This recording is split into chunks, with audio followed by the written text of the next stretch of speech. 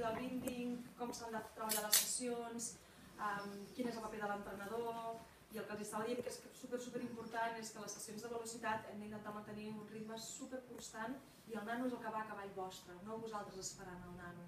I si el nano perd el fil o una paraula se li escapa, no passa res.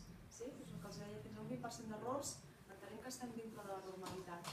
Sempre amb les de velocitat, amb les de memòria pots anar fent de més i de menys, sense problema. Inclús les de memòria, no sé si és el cas de que un dels vostres nanos té dificultats i no se'n recorda, se li pot fer llegir 2 vegades, sense problema.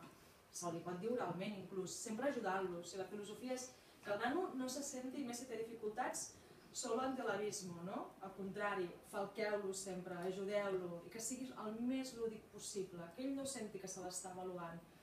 I sobretot també canviar aquest paradigma de que l'error és algo negatiu i si m'equivoco, passa res. Dins de l'error està l'aprenentatge i en binding això els diem sempre als nanos que portem al palau, equivoca't, perquè aquí és quan aprens i aquí és quan el cervell està anant a tope. Llavors